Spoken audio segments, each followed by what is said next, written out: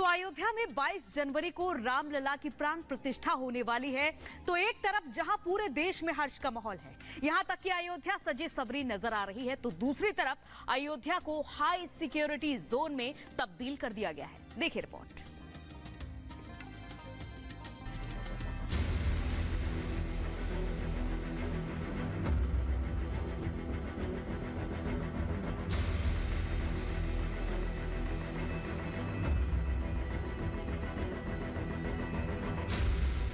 ये है राम की नगरी अयोध्या।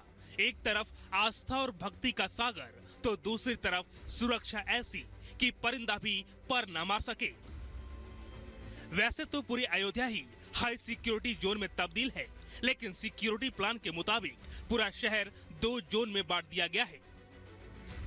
रेड और येलो। राम मंदिर और इसके आसपास का इलाका रेड जोन में है। इस घेरे की सुरक्षा एसपीजी, एनएसजी, सीआरपीएफ, पीएससी और एटीएस कमांडो के जिम्मे है। और रेड जोन के बाहर पूरी अयोध्या येलो जोन में है। यहाँ का मोर्चा rapid action force, UP police, river police और खुफिया एजेंसी के हवाले है। राम मंदिर की सुरक्षा में यूपी एटीएस की 200 कमांडो तैनात किए गए हैं। इन कमांडो को एनएसजी वाली ट्रेनिंग खुद एनएसजी ने दी है। ये जवान बंद कमरों में घुसकर ऑपरेशन करने में सक्षम है, बंधक छुड़ाने के ऑपरेशन में सक्षम है और कम नुकसान में आतंकियों को दबोचने में सक्षम है। मुख्यमंत्री योगी आदित्यनाथ आज फिर अयोध्या नगरी पहुंच रहे हैं। 22 जनवरी को होने वाले प्राण प्रतिष्ठा आयोजन की फाइनल तैयारियों को लेकर बैठक करेंगे। अयोध्या में मकानों और दुकानों पर लगे सीसीटीवी कैमरे भी इस खास मौके पर अयोध्या की निगरानी के लिए मोर्चे पर आ गए हैं। करीब 1500 निजी सीसीटीवी कैमरों को अयोध्या के सर्विलांस सिस्टम से जोड़ दिया गया है। इन निजी कैमरों के जरिए अयोध्या के गली मोहल्ले भी निगरानी में होंगे। अयोध्या साधु संतों की छावनियों के लिए भी मशहूर है, लेकिन वीवीआईपी सिक्योरिटी को देखते हुए फिलहाल यहाँ की तस्वीर युद्ध वाली छावनी जैसी है। Bureau report, republic Bharat.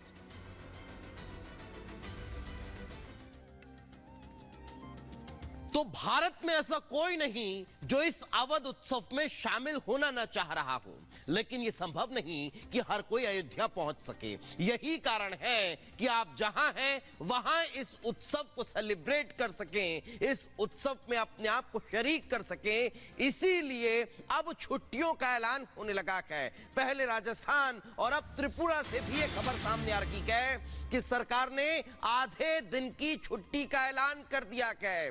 ठीक 12:30 बजे के लगभग प्रभु श्री राम की प्राण प्रतिष्ठा होगी और 2:30 बजे तक स्कूलों की, कॉलेजों की और सरकारी दफ्तरों की छुट्टी रहने वाली है। तो त्रिपुरा सरकार ने भी सरकारी दफ्तरों में दोपहर 2:30 बजे तक दफ्तर बंद रखने का फैसला ले लिया है। कहा कि पहले प्रभु श्री राम को स्थापित करें, पूजा अर्चना करें, उसके बाद दफ्तर 2:30 बजे खुलेगा। तो भारत समेत दुनिया भर से देखा जा रहा है कि लोग अयोध्या नगरी आने के लिए बेताब है। वजह है राम उत्सव की।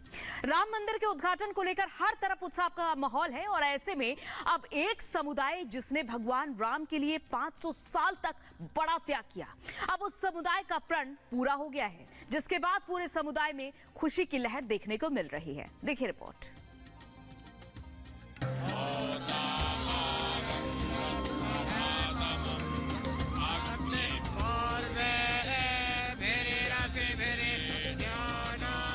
देश भर में जय श्री राम की गूंज है।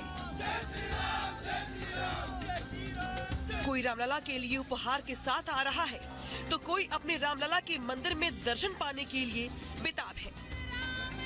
भारत समेत दुनिया भर में अयोध्या नगरी की चर्चाएं हो रही हैं। दूर दराज और विदेशों से भी लोग राम मंदिर में दर्शन के लिए आ रहे हैं। राम मंदिर के इस अनोखे उत्सव में तरह तरह के किस्से भी सामने आ रहे हैं, जो वाकई में राम से स्नेह को दर्शा रहे हैं।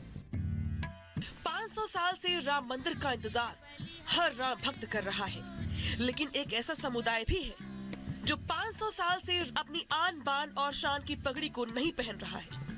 लेकिन जब रामलला अपने महल में विराज चुके हैं, तो इसी के साथ उस समुदाय की कसम भी पूरी हो गई जिसके बाद अब समुदाय के लोगों ने पगड़ी पहनकर इस उत्सव को सनातन धर्म की जीत बताया है।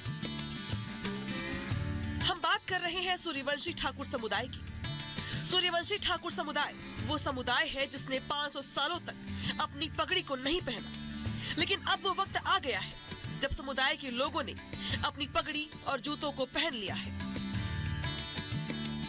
रामलला के आने के स्वागत में जितनी खुशी हर सनातनी को है, उससे कहीं ज्यादा खुशी का पल सूर्यवंशी ठाकुर समुदाय के लिए है।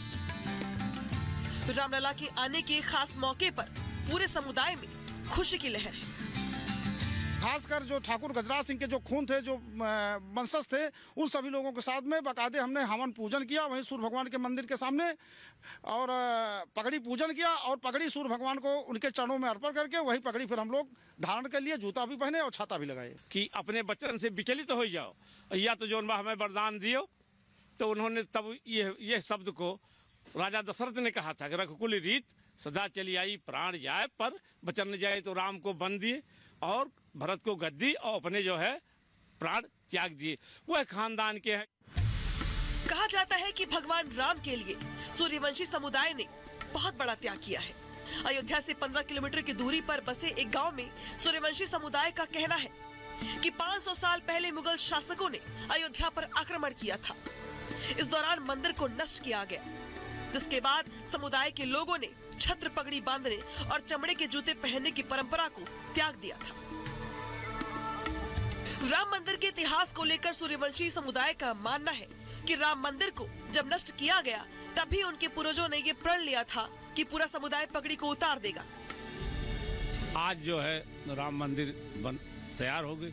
अब हम चमड़ा की जूता ही पहनेंगे, पगड़ी ही बांधेंगे और अपना जो है छाता ही लगाएंगे। पूरा कसम पूरी। छाता भी इस्तेमाल करते हैं? छाता भी नहीं इस्तेमाल करते। हम तो जब से पैदा हुए हैं, हमारे पूर्वज भी जब से थे, बरसात में तो लगा लेते हैं छाता, लेकिन सूर्य भगवान के गांव में निकलने के बाद हम लोग छाता नहीं लगाते हैं। अच्छा। और जो है ना तो चमड़े का जूता पहनते हैं। आज भी जूते नहीं? आज भी नहीं पहनते हैं चमड़े का। और जो है ना हमारे यहाँ माड़ो छाया जाता है। जब भगवान राम छत के नीचे हो जाएंगे उसके बाद हम लोग अगले वर्ष से जो है हम अपना माड़ो छाएंगे। और ये उस पगड़ी को तभी धारण करेंगे जब भगवान रामलला के मंदिर का पुनर्निर्माण होगा। अब ऐसी कई कहानियां हैं जो एक एक कर सामने आ रही हैं, जो भगवान राम और राम मंदिर के लिए दशकों से त्याग कर बैठे हैं। लेकिन अब पूरे सनातन धर्म के लिए खुशी का माहौल है, क्योंकि अब भगवान श्री राम अपने महल यानी अपने भव्य मंदिर में विराजे हैं। Bureau report, republic Bharat.